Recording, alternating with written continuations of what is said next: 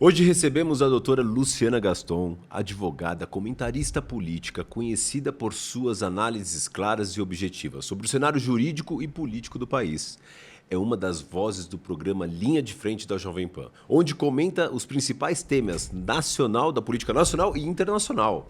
Seja bem-vinda, doutora Luciana Gaston. É um Muito prazer. prazer todo meu, Lincoln. Obrigada. Obrigado você pela presença. Desde o primeiro momento que eu falei contigo, você falou assim, claro, Lincoln, estarei no programa. Sim, uma honra estar aqui. A gente fica muito feliz de saber um programa de altíssima qualidade e que está bem próximo de todos nós e que abre um espaço para que nós possamos nos manifestar, porque a gente vê aí que anda acontecendo, que tem coisas muito bacanas, mas tem coisas muito ruins. Verdade, né? Essa política nacional, internacional tá uma loucura, Sim, né? Tá mexendo com todo mundo. Bom, eu queria que você se apresentasse para as pessoas, contasse um pouquinho da sua trajetória, mas para antes do programa Linha de Frente, que daí eu que vou fazer a pergunta, tá bom? Perfeito. Tenho 53 anos, sou advogada, não sou nascida na cidade de Cotia, porém vim para cá com 13 dias de vida. Sempre morei aqui, vim de uma família muito humilde, tive que ralar muito para poder estudar, chegar onde eu cheguei. Hoje, graças a Deus, eu já ultrapassei fronteiras nacionais e internacionais dentro da área da educação. E tem um projeto novo vindo aí a partir de março, agora em Brasília, que vai me aproximar mais ainda desse cenário cientista político, econômico, partidário, que é uma coisa nova que está vindo e que vai ser muito bom. Que bacana. E falando agora do programa da Jovem Pan, que tem sua participação como comentarista, Linha de Frente, como é que surgiu essa ideia? Assim, quem que foi que te conectou? Lincoln, eu saio na rua, Certo. eu não tenho classe social, cor de pele, carteira, cor dos olhos, pele, nada. Eu converso com todo mundo. E uma pessoa me viu conversando com uma pessoa, estava tomando um café, falou assim, tem um minutinho? Eu falei, tenho. Você pode me dar o seu número de WhatsApp? Eu passei. Aí essa pessoa me ligou, era uma quinta-feira, chovia, São Paulo completamente alagado, eram 10 horas da manhã, e falou assim, olha, eu sou da Jovem Pan, recebi sua indicação e eu quero que você venha participar. E aí depois eu fui entender que aquelas pessoas que me viram eram duas meninas aqui da nossa cidade, que tem uma consultoria linda, que acabaram me convidando, e eu acabei indo na Jovem Pan, fui para participar de um programa, acho que eles gostaram e não parei mais. Regularmente eu estou lá. E sabe que é uma história muito parecida, sabe com quem? Não sei, muito provavelmente você conhece a Renata Fã. Sim, conheço apresentadora a Renata, esportiva. A Renata Fã, ela tava numa floricultura ali na Ponte do Morumbi. E a esposa do Milton Neves viu ela falando, conversando lá com a atendente, tal. Aí viu que era modelo, conversando alguma coisa do tipo, tal, mas viu que se expressava bem, isso, aquilo, tal. Acabou pegando o número do telefone dela. Depois entrou em contato e fizeram o convite para ela fazer um teste. E passou. Eu sou muito grata a essas duas pessoas. Já falei para elas pessoalmente pela oportunidade. Fiquei muito feliz e, assim, jamais esperava. Fui morrendo de medo. E o engraçado que foi que quando eu cheguei lá, a primeira pergunta que foi feita, assim, o que você tem a dizer sobre as eleições que ocorreram na Alemanha, que tinha acontecido no último final de semana anterior? Eu fui numa quinta. Você sempre atualizada, você já... Não, eu não sabia nada. Ah, não, meu. Não sabia nada. Eu mal sabia que acompanhava o cenário nacional e eu tive que falar sobre a Alemanha. E aí foi bem, e eles gostaram ali do improviso, e aí estou lá. Caramba. É um privilégio, sou convidada sempre. Semana que vem estou lá de novo, e é muito bom. Como é que você avalia hoje esse cenário, essa relação do judiciário, tá, com a política no Brasil? Como é que você tem visto isso e como é que você analisa esse tipo de situação? Olha, eu acho que nós estamos vivendo um momento histórico no Brasil, que ele ou vai ficar marcado por fatos muito bons ou por fatos muito ruins. Essa semana eu estava estudando um autor chamado Norberto Bobbio, que ele fala sobre democracia. Tem um livro sobre democracia, ele falava o seguinte, nós temos dois tipos de democracia. A representativa, que é quando através do voto eleito, que é o que nós temos no Brasil, e nós temos uma democracia parlamentar, que é um outro sistema. Quando a gente pensa em democracia representativa, que é o nosso caso, que é o voto, você tem o direito de sufrágio, você vai nas urnas, você vota, é a minha vontade, é a sua vontade como cidadão. Então, quando eu elejo alguém para um cargo público, eu estou outorgando, como a gente diz no direito, um mandato para que aquela pessoa me represente ali dentro daquilo que vai ser possível, seja no legislativo, seja no executivo. Poder Judiciário, não. Ele é um local onde o magistrado, ou ele vai ingressar através de uma prova de títulos, que ele vai fazer, prova escrita, prova oral e mais títulos, ou ele ingressa através do quê? Das indicações. No Tribunal Regional Eleitoral, é o próprio tribunal que indica os seus magistrados. Quando a gente pensa nos tribunais estaduais, temos também a indicação da OAB, e a mesma coisa acontece para o STJ e lá o STF, mediante a aprovação, seja do presidente, do governador. O papel do judiciário é julgar, de acordo com a lei, com a doutrina, com a jurisprudência. A gente fala direito alienígena, ou seja, legislações, jurisprudências internacionais que podem perfeitamente serem aplicadas no Brasil, através de um tratado que o Brasil tenha anuído, mas, de preferência, a nossa lei local. O poder judiciário não é local para ativismo, não é papel de um magistrado legislar.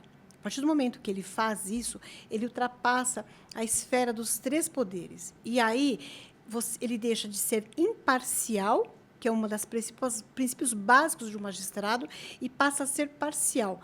Porque se eu tenho uma aptidão, que a gente está vendo aí hoje, de direita, eu vou favorecer aquele réu, aquela pessoa, aquela parte de direita. Até porque são indicações. São indicações. Agora, se eu sou de esquerda, eu vou favorecer aquela pessoa, o meu interesse. Então, eu acho que isso é prejudicial para a democracia e para o cidadão. E isso é na pergunta que eu já ia te fazer, porque assim, hoje a gente tem visto o STF, por exemplo, ele ocupar um espaço que é do legislativo. Sim. Isso não é perigoso? Vai Muito. até quando?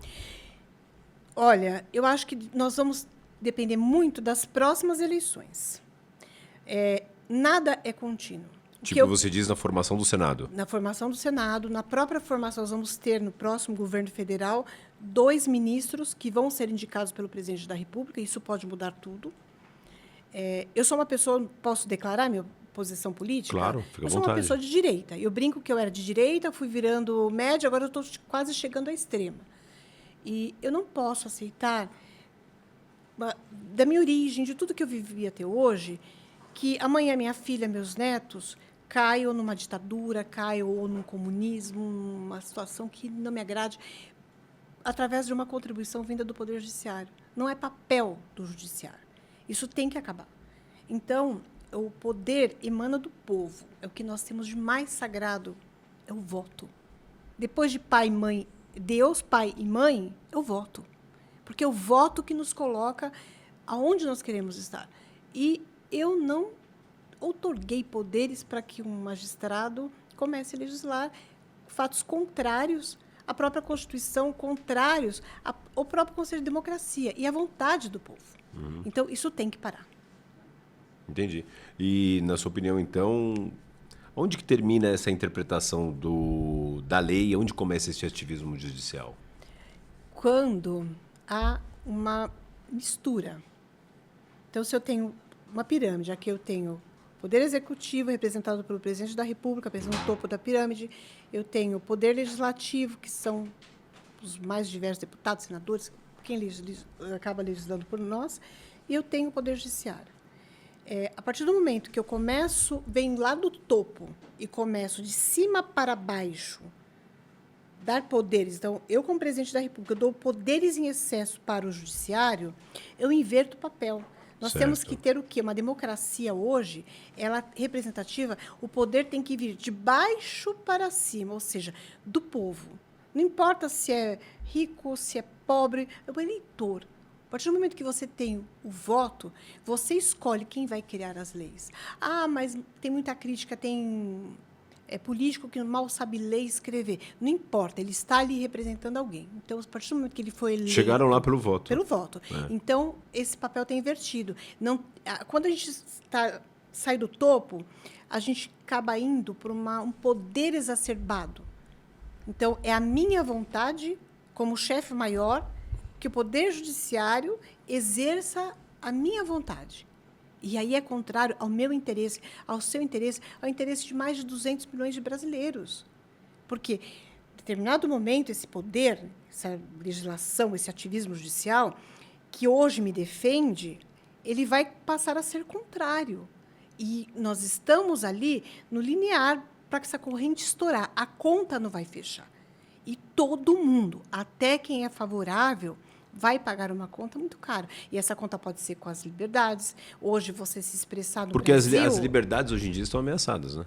Demais. Eu acho que elas estão trancadas já. Elas Já, estão né? ameaçadas, já perdemos. A partir do momento que eu não posso falar, expressar sobre determinada pessoa, independente de onde ela esteja, mas ela estando ali sobre a base da administração pública, seja no executivo, no legislativo, no judiciário, eu já perdi a minha liberdade. A minha liberdade de expressão hoje, eu tenho que tomar cuidado quando eu falo, porque eu respondo pelas minhas opiniões.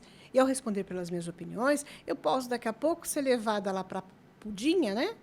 E ser colocada lá porque eu estou falando demais. Eu cheguei a fazer alguns vídeos falando sobre o judiciário, criticando, né, da forma como tem acontecido as coisas, tal, já de uns 2 anos para cá. E amigos falam para mim, você é louco? Isso Porque mesmo. daqui a pouco a Polícia Federal vai bater na porta da sua casa e vai te levar. Sim. Seu advogado não vai nem saber para onde você foi. Vão falar que, tipo, segredo de justiça, que você está lá. E quando for ver, talvez para nós, que é uma coisa da liberdade, é uma besteira que você falou um vídeo que você deu sua opinião. Olha, não estou gostando disso, daquilo do STF. Lincoln, eu não quero te cortar, mas assim, eu fui cara pintada. Certo. Eu tinha 16 para 17 anos. Eu não fui até Brasília, não fui até a Avenida Paulista, mas eu me recordo, na cidade de Cotia, nós reunimos, na época, praticamente que 90% ou mais dos estudantes nas ruas, fazendo uma longa caminhada que saiu da Câmara Municipal e terminou aonde é a nossa prefeitura, o Paço Municipal. Então, eu fui uma cara pintada, eu fui para a rua brigar pela democracia. E cresci sendo mulher, eu vivi o final do militarismo. Eu me lembro, meu avô tinha um sítio na estrada do Pau Furado, e nós éramos crianças, e nós víamos passando carros de militares que passavam buscando aquelas pessoas, procurando pessoas que representavam risco para a democracia. Ok. Aí nós tínhamos um presidente que foi eleito porque ele era bonito e falava bem, que confiscou dinheiro de todo mundo, do meu pai. Meu pai morreu sem nunca ver o dinheiro dele de volta na conta. E nós brigamos para termos o direito de liberdade de expressão. E aí, de repente, esse direito de liberdade de expressão acabou. Hoje, eu tenho que tomar cuidado, porque eu não quero ver uma filha crescer órfã ou uma filha de uma presidiária. Então, eu tenho que segurar. Isso é muito ruim. E, doutora, sobre a Constituição de 1988, você acha que ainda ela corresponde bem aos desafios atuais do país? Então, o que nós temos, eu acho, na Constituição? Nós tivemos muitas emendas constitucionais ao longo dos anos, que elas acabaram se adaptando o momento que nós estávamos vivendo à realidade do que nós tínhamos lá. Isso foi muito bom. Mas quando a gente fala hoje, a Constituição atende, ainda atende, mas nós precisamos rever capítulos específicos. Quando a gente trata de questões dos 3 poderes, até onde um pode chegar. Porque, a partir do momento que você tem um pedido de anistia para uma pessoa... Porque o STF passou por cima de vários artigos ali. Eles não querem não respeitarem nada. Né? Que são questões que, a meu ver, são atos inconstitucionais. Mas, sim, de novo... as decisões. As decisões. Quem sou eu para poder julgar? A partir do momento que você tem o que está escrito ali sendo tratado de forma diferente, a gente tem algo que está errado. Mas o Senado não toma atitude porque Então, parece que tem o rabo preso. Esse que é o problema, misturou tudo. Nós não temos mais aquela separação. Um sabe o podre do outro. Do outro. Eu brinco em casa, meu sogro era desembargador, e eu brinco em casa que, graças a Deus, que ele faleceu antes do que está acontecendo no Brasil. Porque ele foi uma pessoa que a família sofreu muito, passou na São Francisco, foi professor da São Francisco, aluno, professor da São Francisco, foi juiz, foi desembargador, e ele era extremamente fiel àquilo que ele estudou, aos princípios dele. Então, graças a Deus, ele não vive isso. Ele não está tendo esse desgosto que nós estamos tendo. Como uma apaixonada pelo direito que sou, quando eu vejo o que está acontecendo, eu falo, peraí, mas onde que está o erro? Então, a Constituição, se ela fosse seguida ao pé da letra, respeitada, atenderia. Mas, Lincoln, eu vou querer uma nova Constituição? Um novo poder constituinte, originário, derivado, para poder mexer, criar uma nova Constituição? Tá bom, mas quem que vai construir? Nós não temos. Não Eu não temos. Os que confio. estão aí, Então, não dá. eu prefiro acreditar. Os que estão aí vão acordar. Quando você estuda, vai deixar tudo igual. quando você estuda o preâmbulo da Constituição e você estuda a história de como é que ela acabou se formando, ela teve um contexto. Talvez uma reforma constituinte seja necessária, mas com uma equipe confiante para resgatar as nossas liberdades. Agora, se for para mexer, para tirar aquilo que a gente já tem no papel e que não está acontecendo, que fique do jeito que está. Entendi. Até porque essas questões, tudo que aconteceu, que dizem do dia 8 de janeiro, né, o tal golpe. Pô, tem cara que são vendedores que estavam ali. Sim. Prenderam aquele pessoal todo, fecharam aquele pessoal ali, tá, prenderam todo mundo. Aí foram vendo caso por caso. Pipoqueiro, né? O cara da pipoca, do sorvete, do algodão doce. Teve um cara lá que eles foram colocar a tornozeleira no cara e precisava dar o endereço do cara. O cara é morador de rua. Então, Aí falaram pra ele, mas o que você tava fazendo aqui? Pô, eu tava aqui pra comer. Porque tinha muita comida. Um ajudando o outro, os patriotas lá, um ajudando o outro. E pá, pá, pá. Esse cara pegou 14 anos de cana. Então, e aí... Aí eu te falo, um morador de rua. De rua. Que ele tava no lugar errado na hora errada, vamos dizer assim. Pô, tá vendo que o cara é morador de rua, o cara não tá ali brigando por nada no país, o cara tá ali pra comer. Você vai prender um cara desse? Então, e aí a gente Não dá cai... pra prender. De novo, você falou, parece que não está sendo feito nada.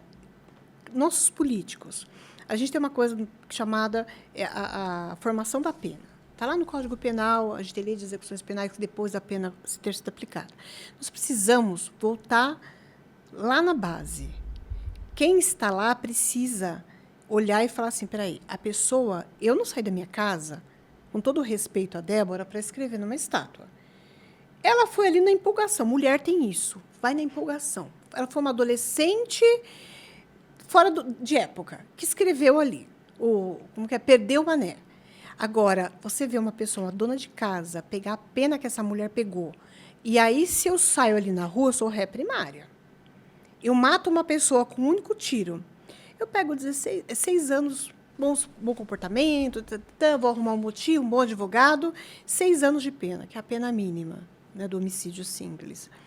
Eu saio tirando sarro de todo o pessoal da imprensa, pela porta da frente da delegacia, vou pegar uma pena que, depois de determinado tempo, tem formação superior, eu vou ler para caramba, vou trabalhar na prisão, com 1 ano e meio, 2, eu estou na rua. Eu tirei a vida de alguém que é o bem maior que nós temos. Mas eu destruí uma família. E essa pessoa fica na rua, vai para a rua.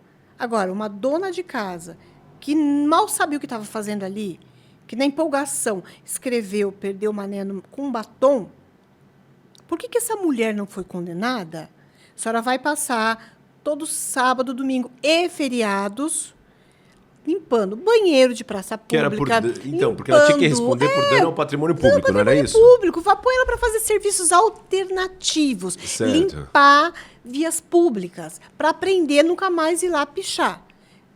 Agora, quem botou fogo, que dizem que tem infiltrados, quem cortou lá o quadro, destruiu o relógio. Então, individualiza a pena. É um dano ao patrimônio. Meu filho, você vai trabalhar a tua vida inteira para pagar o que você fez aqui, para ressarcir o erário. Mas não do jeito que foi feito. Nesse assunto, isso não foi para tirar o Bolsonaro da jogada? Então, o Bolsonaro... Porque, assim, desculpa, só para reformular a pergunta. O cara entrega o poder, tá? Troca o comando do exército, faz a transição todinha de governo, tudo certinho, entregou tudo. O cara está nos Estados Unidos, tá?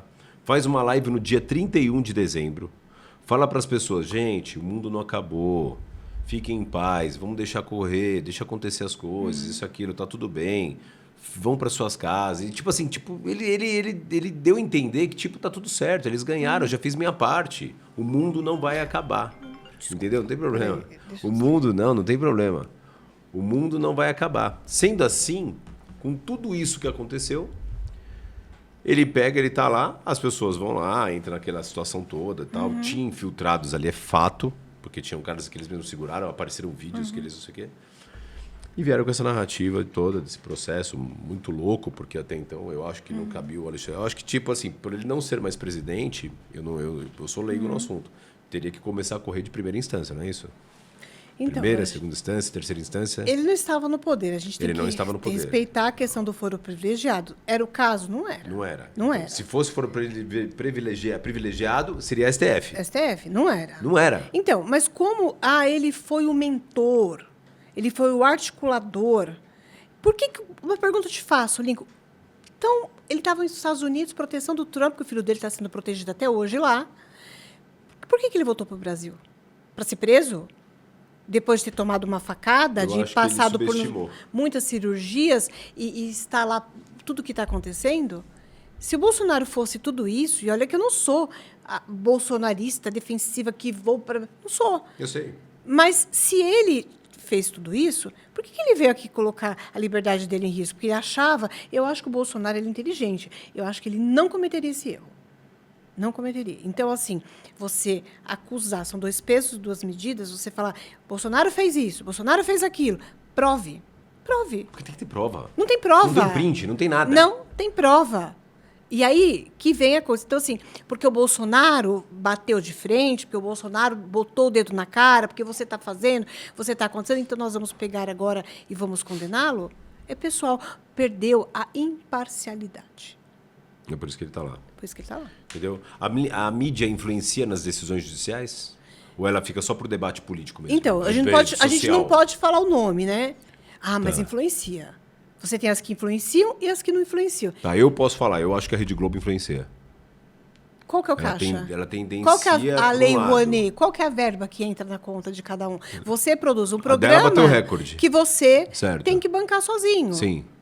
Agora, eu deixei de produzir novelas, eu deixei de ter megas produções, porque no governo do Bolsonaro, ao contrário do que recebemos lá atrás, foi entregue um governo com dinheiro em caixa. 54 com superávit. Hoje nós 50... estamos... Então, não tem dinheiro para pagar as contas em 2027. Já chegou a 10 trilhões o rombo. Então, é muito fácil chegar agora e começar a falar um monte do Bolsonaro, de quem quer que seja que possa representar qualquer risco para essa situação que nós estamos vivendo. Não temos dinheiro, é uma roubalheira, é uma coisa absurda.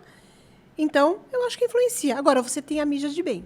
A mídia de bem, ela tem pessoas lá fora, exilados fora dos Estados Unidos, porque está sendo perseguido, que se voltar para cá vai ser preso, em virtude das suas opiniões. Ela defende a moralidade. Constantino, que é um exemplo. Alan dos Santos. Sim, e outros aí que estão lá. E aí eu te pergunto... O Lacombe não está, não, né? Nesse entreter. Não me recordo. Certo. Mas, assim, você vê que o Constantino é um exemplo real. Ele está exilado, ele está lá, se botar os pés para cá, ou se chegar a uma ordem de prisão, se for cumprida, ele vai para a Papuda, vai ficar lá.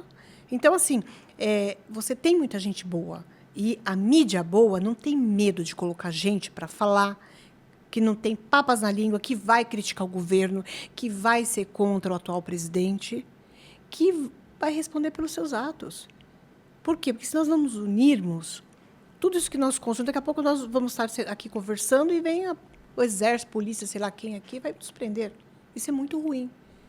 E nós temos a mídia nefasta, sim, que é contra os interesses da democracia, que é contra os interesses de um bom governante, que é contra o interesse de qualquer um que apareça aí na mídia que possa ganhar espaço no meio político. Isso é fato.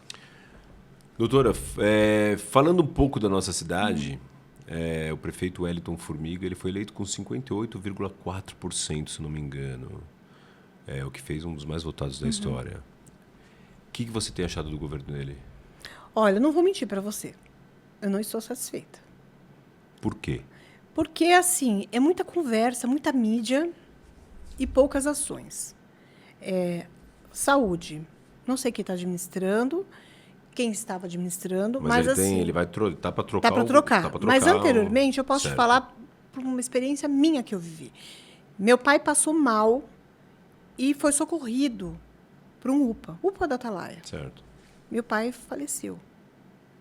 Eu estive lá, porque não dava para transferir, enquanto os médicos não sentissem que ele estava estabilizado.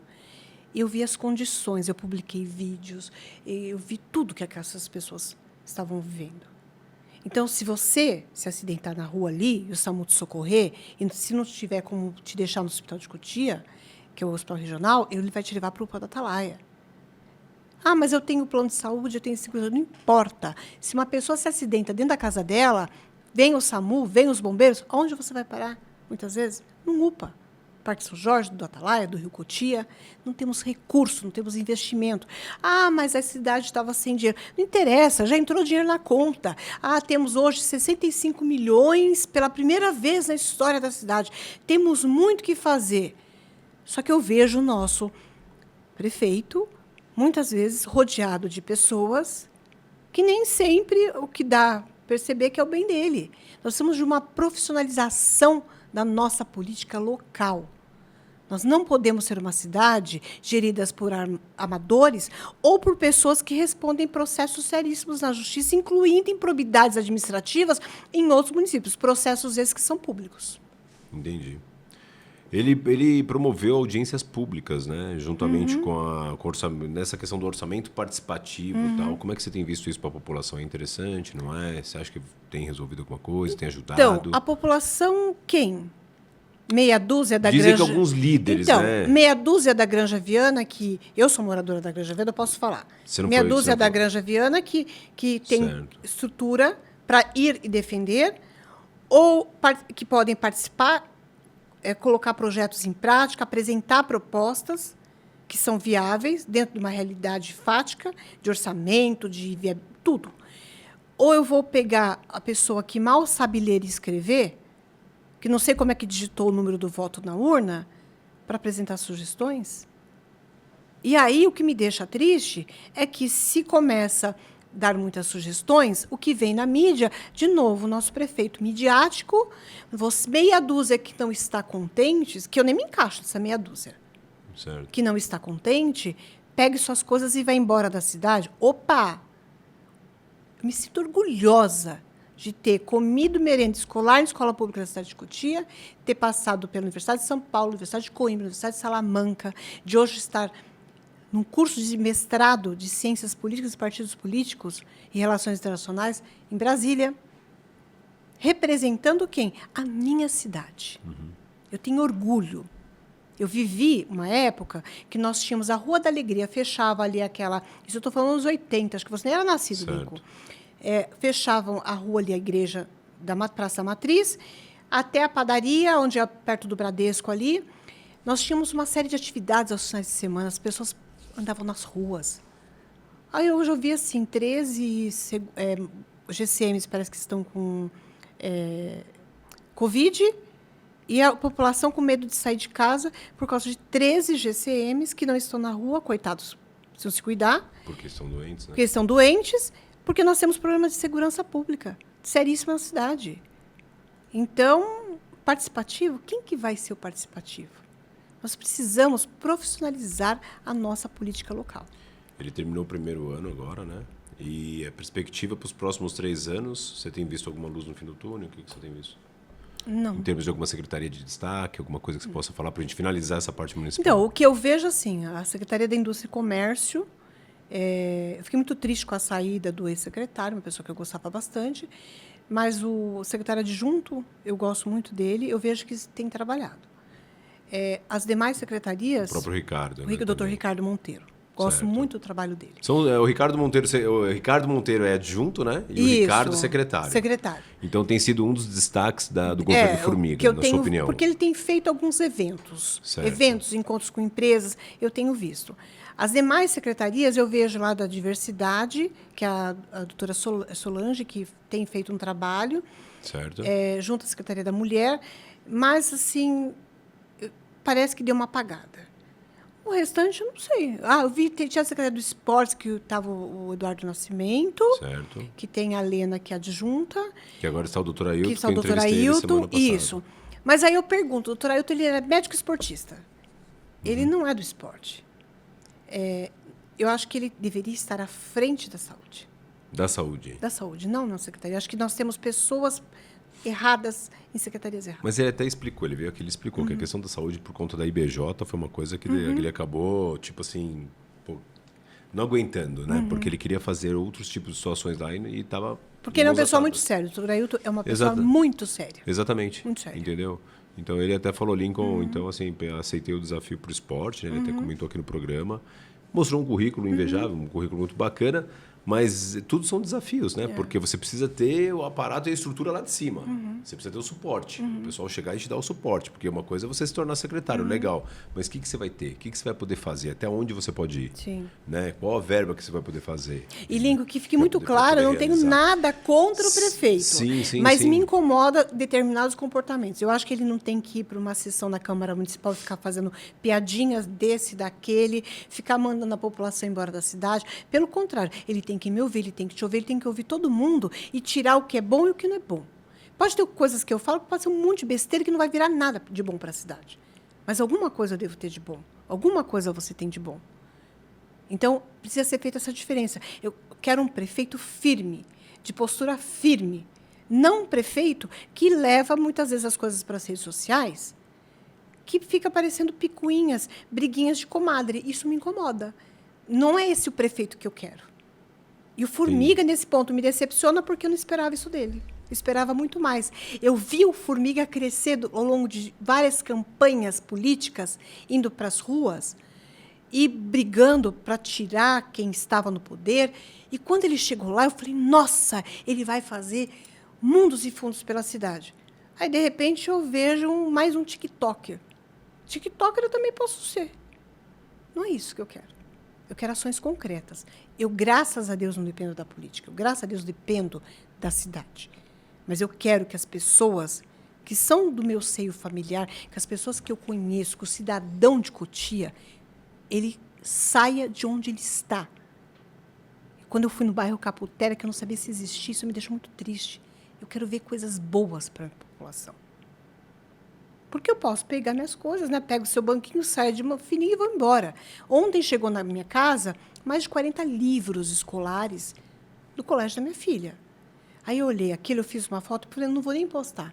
Eu queria que toda criança tivesse aquilo. E eu vejo hoje que nós não temos uniformes sendo entregues, problemas que continuam nas escolas. Então, assim, em relação ao Formiga, né, todas essas questões, você mencionou sobre a indústria e o comércio, sobre a Secretaria de Adversidades, que tem despontado. Tem despontado, não. Tem aparecido trabalhos que estão sendo feitos. Isso. São os dois Ricardo lá, né? O Ricardo secretário e o Ricardo Monteiro. Então, Monteiro, Ricardo Monteiro, adjunto. Né? Eu vejo que tem feito um bom trabalho. Assim, tem havido participação, seja das empresas, da sociedade civil. Eu tenho gostado bastante. A doutora Solange, que eu vejo que tem feito um trabalho importante, só que, por causa da secretaria dela, é um público muito pequeno não, um público fechado de pessoas, né? Que são aquelas pessoas com necessidades especiais, sejam as mulheres, as crianças. É um público que requer muito cuidado. Mas que, tirando isso, eu não vejo outras secretarias. Não vejo. Eu vi a do esporte, que estava sendo bem gerida, que eu não entendi o que aconteceu, ok. Mas vamos ver agora com o doutor Ailton. Eu acredito muito no trabalho dele, que pese não ser ele ser da área, mas ele tem uma experiência como médico na área esportiva. Então, eu já fui prefeito, né? Então, eu acredito que ele vai conseguir fazer um bom trabalho. Mas, de um modo geral, eu gostaria que muita coisa mudasse. Você tinha comentado comigo nos bastidores em relação ao material escolar. Material escolar. Material escolar é o que me deixa muito triste. Por quê? Ontem chegou o material escolar da minha filha em casa e eu comecei a olhar 40 e poucos livros. Eu falei, uau, eu não tive isso quando criança. Eu também não. E eu entendo que, para a gente mudar a história da nossa cidade, a história do nosso país, é educação. E o que eu tenho visto veiculado nos últimos dias são problemas com as escolas, com uniformes, com materiais que parece que não foram entregues. Eu fico até com raiva, eu já nem tenho assistido mais, porque se eu coloco alguma coisa, eu tenho que entrar com juízo de retratação. Então, isso realmente me entristece muito. Eu acho que, na minha opinião, está deixando muito a desejar. Nós temos não mais 3 anos, pouco mais de 2 anos aí para poder trabalhar. Eu não acredito que as promessas vão ser cumpridas.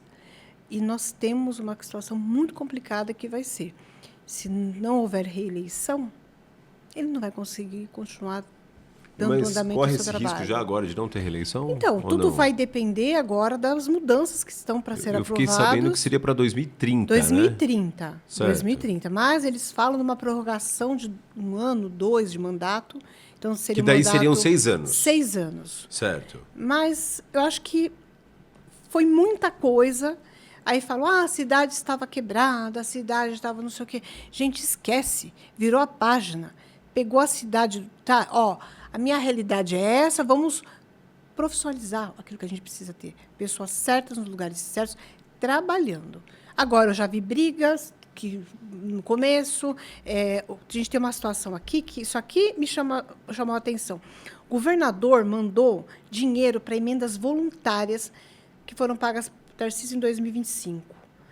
E tem lá todos os partidos, Partido Novo, PSD, MDB, Cidadania, PSD, PL, Republicano, Solidariedade, Podemos, União e PP. O partido PDT, que é do atual prefeito, não recebeu dinheiro. Não vai receber dinheiro.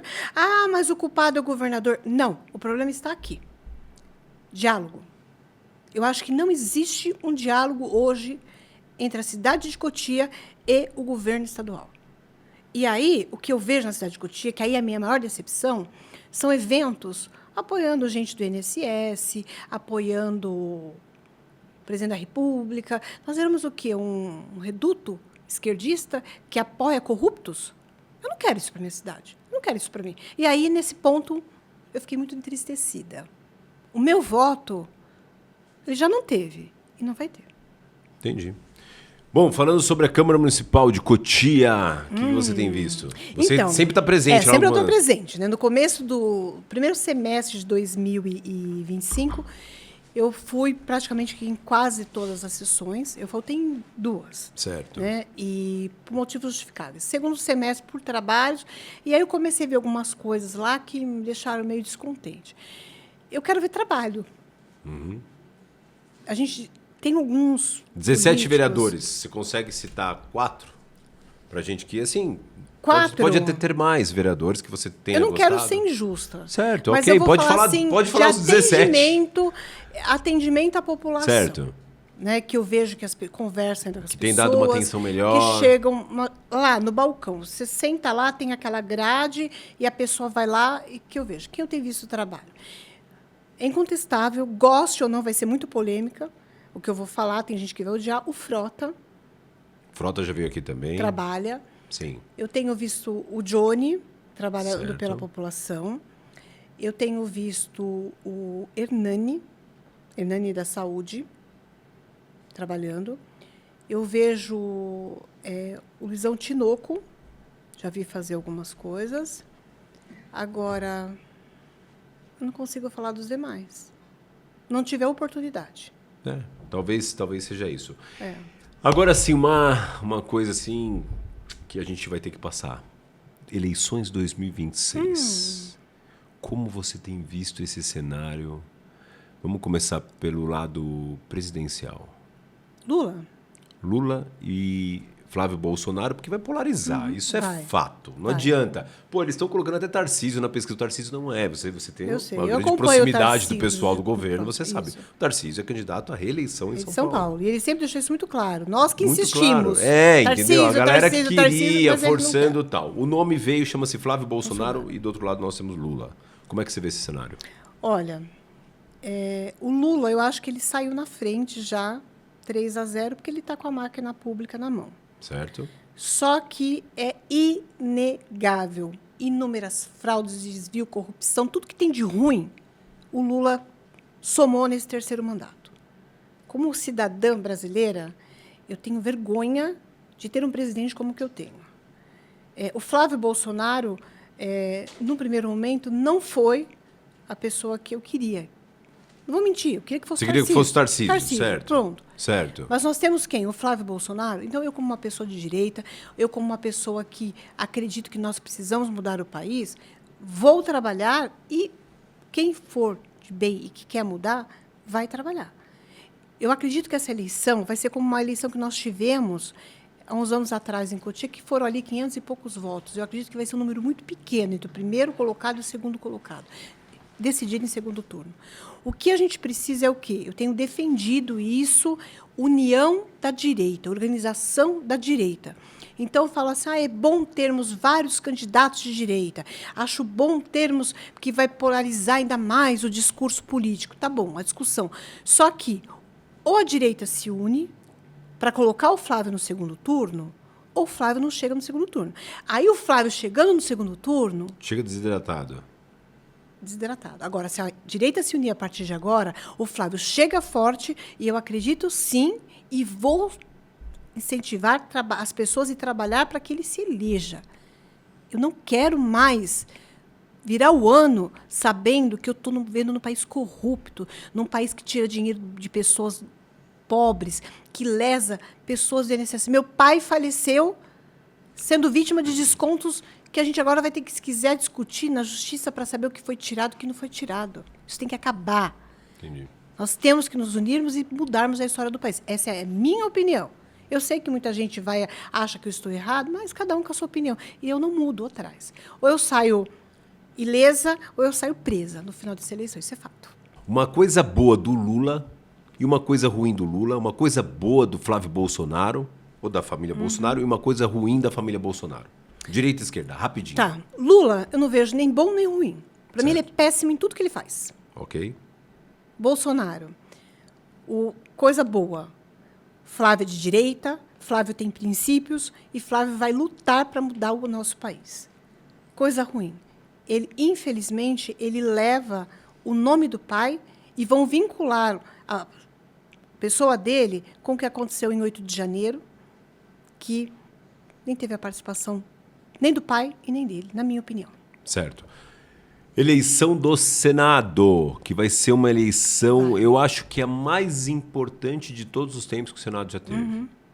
Porque ali vai dar um ponto de partida para tudo que está acontecendo, principalmente na questão do STF, que várias situações ali, pedidos de impeachment estão sendo seguros por conta da amarração que eles têm hoje. Sim. Mas mudando esse Senado, você acredita que esse Senado vá para cima? Como é que você vê essa eleição desse Senado dessa vez? Você vai fazer mais de direita, de esquerda? Porque Eu acho há uma que vai projeção... ser mais de direita. Aí, então, há uma projeção de 54 cadeiras que vão mudar.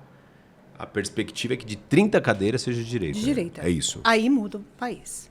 É o que nós esperamos. Certo. Nós precisamos, tanto no Senado, quanto na Câmara dos Deputados Federais e também dos deputados estaduais, que servem para fazer a ponte entre Estado, municípios, com o governo federal. O maior número possível de cadeiras de direita, porque aí nós vamos conseguir alterar legislações, nós vamos conseguir, se o presidente não for o Flávio ou qualquer outro de direita, o presidente da esquerda, que seja o presidente Lula ou alguém que venha substituí-lo, até caso prove o contrário, ele é o candidato da esquerda, vai perder forças. E aí nós vamos conseguir dar um direcionamento para o nosso país. Caso contrário, fica daqui do jeito que está, não muda nada. Já falamos de eleição presidencial, da super importância do Senado. Agora, eleição para deputado federal e estadual. Além de você ter esse grande sucesso no programa Linha de Frente da Jovem Pan, como comentarista, você tem uma grande influência aqui na cidade de Cotia. Sim. Já te procuraram já para deputado federal e estadual? Eu primeiro fui procurada no ano passado, logo no meio do ano, para que eu saísse, tanto para estadual quanto para federal. Não, vou atuar nos bastidores. Deputado federal, eu hoje estou namorando aí 2 ou 3 deputados que já conversaram comigo. Não pode falar o nome. Não posso falar o nome porque 2 já estão exercendo o cargo de mandato, tá? Mas são de São Paulo, muito próximo da gente. Então, por enquanto, não vou me posicionar. Estadual. Estadual, eu tenho conversado com 2 também que já estão no cargo, estão lá na Lesp, e conversado com alguns candidatos aqui da nossa cidade. E, doutora, a importância, a gente já falou dessas questões todas, né, das eleições, e a importância real para você, assim, de ter o candidato da cidade? Eu acho muito importante porque nós vamos ter uma proximidade com o governo estadual e com o governo federal para trazermos benefícios para a cidade, para a população da cidade. Não benefícios para quem está exercendo o cargo. Eu, como política, não posso querer trazer benefício próprio em prejuízo da população. E isso precisa mudar. Então, nós precisamos, sim, de um deputado. Um federal e um estadual. Entendi. O que você, como moradora de Cotia, o que você acredita que seja uma emergência para a gente mudar aqui na cidade em termos de benfeitorias do Executivo? Eu acho maior importância. O principal, são 2. Certo. Segurança pública, que eu acho que é uma pauta nacional. Certo. E saúde. Segurança pública e saúde. E saúde. Entendi. E vai ter gravação quando lá no Linha de Frente? Dia 12. Dia 12? Dia 12. Bom, doutora, foi de grande valia, muito feliz com a sua presença. Obrigada. Quero te agradecer mais uma vez essa participação aqui, porque é um ano eleitoral, um ano muito importante que as pessoas com certeza vão acompanhar, porque essas questões jurídicas, né, e essa leitura que você tem sobre Estado, federativo, municipal é muito importante, né? As pessoas que te acompanham sabem disso e quem não acompanha agora vai começar a acompanhar a doutora Luciana Gaston. Também no programa Linha de Frente, que vai ser... Dia 12 eu tenho gravação, vai ao ar no dia 14. Dia 12 e dia 14. Dia então, 14. Lembrando que agora nós estamos em Rede Aberta. Rede Aberta. Rede Aberta. Que bacana, que legal. Bom, São Paulo, Canal 51. aquela câmera é a sua câmera, então deixa um recado para as pessoas que te acompanham, que estão te conhecendo, uma mensagem positiva e uma mensagem para a nossa cidade. Sim. Agradeço muito a oportunidade de estar aqui com o Lincoln. Eu acredito muito na nossa cidade de Cotia. O momento que nós estamos vivendo é importantíssima a participação de todos vocês. Falar sobre política, falar sobre questões sociais é complicado, mas é preciso que você que tem dúvidas procure pessoas como o Lincoln, pode entrar em contato comigo. Nós temos o papel de educadores para poder auxiliar vocês. Eu tenho uma página, posso falar? Claro, fica à vontade.